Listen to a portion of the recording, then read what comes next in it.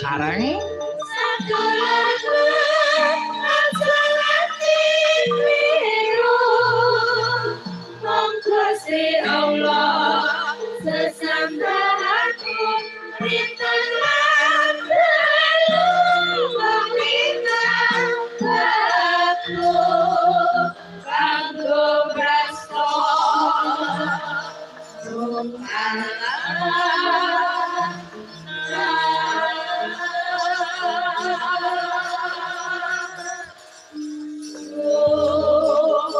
mumpung iki sasine isih sawal no ngono mula ora ana lupute ora ana salahe iya awake dhewe selaku dadi wakile kanca-kanca saka Sanggar Seni Asta Brata iya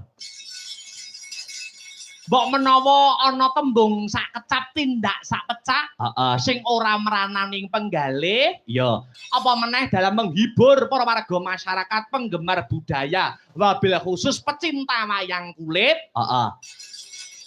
awake dhewe ngaturake ning sasi Syawal iki taqabbalallahu minna wa minkum taqabbal ya karim ya minal aidin wal faidin mohon maaf lahir dan batin ngono ya Mak wa alfina aninas saling memaafkan ro ing ngapura ya ngestokake dawuh bar sasi Ramadan wis apa kuwi metu kanca-kanca Astabrata metu ping 3 iki tanggapan ping 3 iki iki ngawiti ning Tampang Wilangan terus wingi kenane tanggal 30 ning Ngadiboyo terus bengi iki ning Ketawang telu wae bar poso acarane mantenan kabeh no.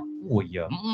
Apa kuwi Gusti Allah carane Gusti Allah nyemoni aku ben aku ndang rabi ya no. Oh iya. Yo gas. Kapan yo? Kapan yo? Iya.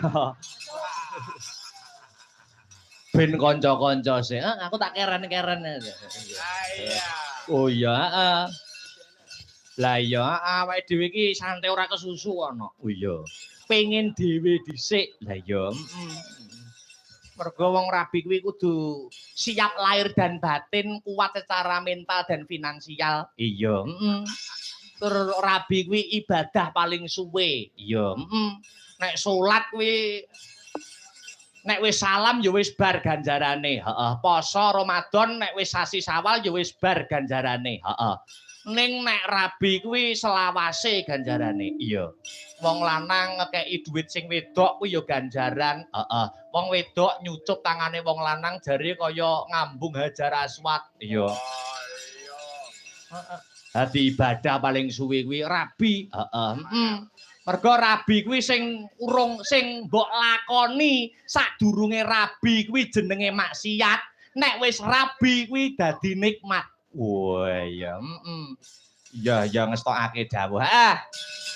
Ya Mak, ki akeh banget layang-layang sing tumiba ana pangkon. Ora mung layang, ora mung nawala. Heeh. Sadurunge jumenengake para-para bintang tamu lan ngaturake tetembangan, menyelam sambil minum air diwaca sithik mboko sithik. Heeh. Iya, Iki ana diwaca. Assalamualaikum warahmatullahi wabarakatuh saking Mbah